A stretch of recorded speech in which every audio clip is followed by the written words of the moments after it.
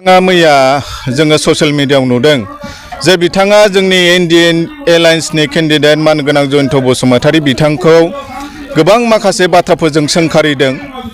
बिथाङा बुंदों जे जयंत बसुमतारी बिथाङा देरहानानै थाङोबाबो माने इंलिश आरो हिंदीखौ सोलोंनो 20 बोसोर समय नांगोन होनदों आरो दिल्लीयाव थांनानै बिथाङा बाथ्रा बुंहैनो थाखाय 5 बोसोर सोलोंनांग्रोगोन बे बाथ्राखौ बिथाङा बुंदों।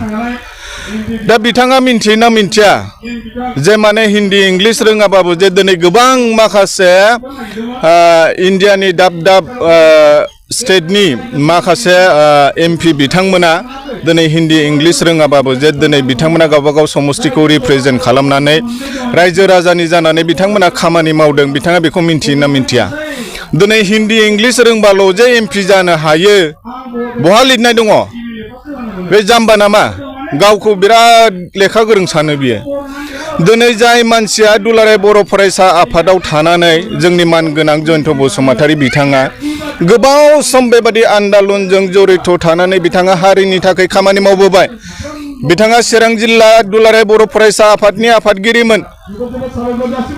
मिरु दुलाराय बर' फरायसा आफादनि बिथाङा लोगो आफादगिरिमोन।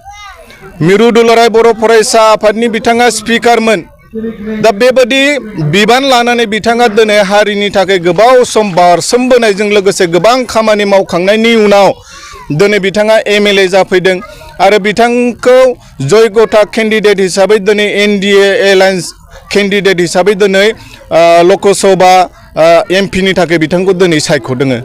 किन्तु दिनै बिथां कास्टम बसुमतारीया गावखौ बेसेबां गोरों सानखो जे बिथाङा जोंनि कैंडिडेटखौ बेबादि गाज्रि रोखोमै बिथाङा मैया बेबादि बुंनायखौ जोङो खोनादों जे बिथां जयंत बसुमतारीया भाषा सोलोंनो थाखाय 20 बोसोर नांगोन होननानै।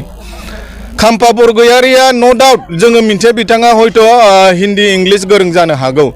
हिंदी इंलिश गोरों जामानलाय मा जानो?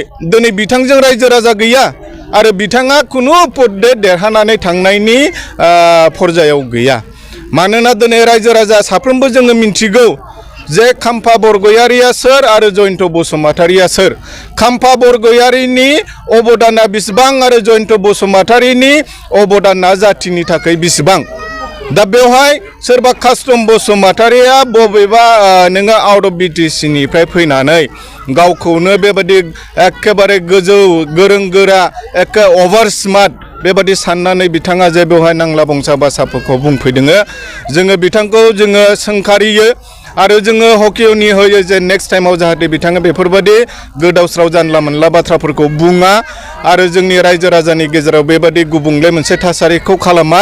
जोङो बेखौ नोंथांमोननि मिडियानि गेजेरजों बुङो जे एमपि जानो थाखाय खालि इंलिश आरो हिंदी गोरों जे जानांगौ बे नङा। दिनै जोंनि बर' रावा 8 शिड्यूलाव हाबबाय।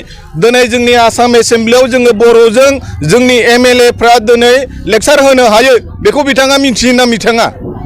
मिन्थियोना मिन्थिया बिथाङा दिनै हिंदी इंलिश गोरोंबाल' जे एमपि जानो हायो बे मा बाथ्रा जाखो बेलाय? दा बिथाङा बेखौनो परिचय होयो गाव जे बेसेबां